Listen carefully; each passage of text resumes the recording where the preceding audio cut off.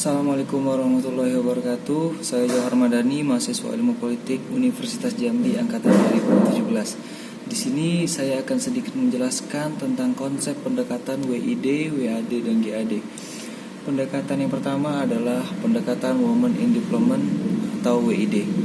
Women in Development atau WID didasarkan pada teori modernisasi dan feminis liberal yang bertujuan untuk mengintegrasi wanita dalam proses pembangunan. Perspektif WID berlanjut eksistensi seiring dengan paradigma modernisasi, di mana negara berkembang mengadopsi teknologi, kelembagaan, dan nilai-nilai barat.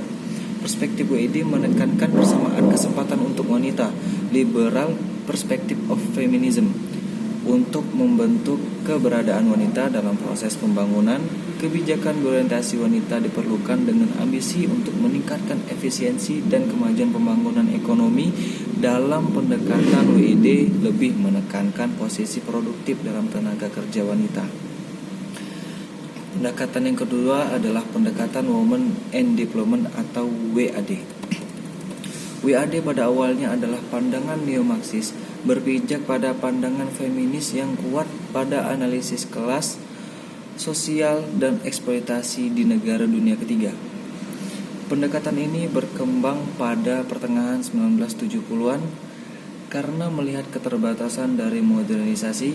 WAD mengambil dasar teorinya dari teori dependensia, di mana pada konteks global, negara-negara berkembang semakin berkembang melalui eksploitasi negara-negara yang menjadi perifernya.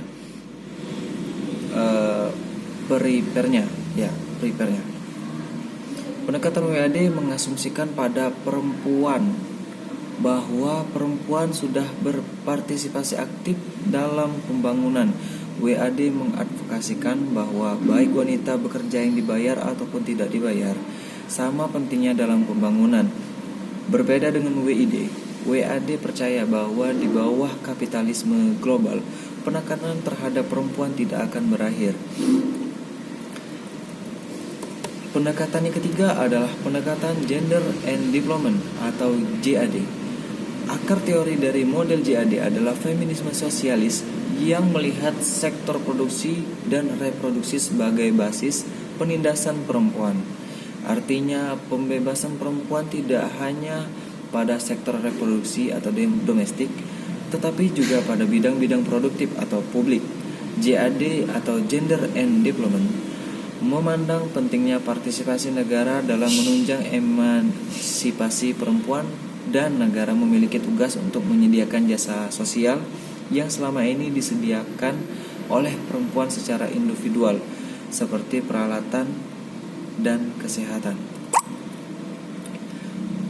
Baik, langsung ke intisarinya. Jadi dalam pendekatan Women in Development atau WID muncul ketika perempuan mulai masuk ke dalam dunia kerja, dalam bidang publik tentunya. Lebih meningkatkan pendidikan perempuan agar dapat bersaing dengan laki-laki. Dalam pendekatan Women in Development atau WAD, tenaga produksi perempuan tergeser dari peran publik menjadi peran domestik akibat dari perlembagaan pemilikan pribadi. Sedangkan Gender and Development mempunyai peran di dalam masyarakat dan berusaha mengubah paham patriarkis sehingga perempuan mempunyai peran dalam akses kontrol dalam bidang politik.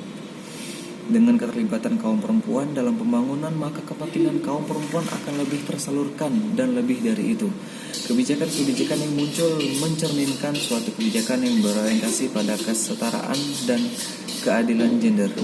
Baiklah, sekian penjelasan dari saya. Lebih dan kurang saya mohon maaf, kepada Allah saya mohon ampun. Wallahul muwaffiq ila aqwamit thoriq. Wassalamualaikum warahmatullahi wabarakatuh. Saya Johar Madani.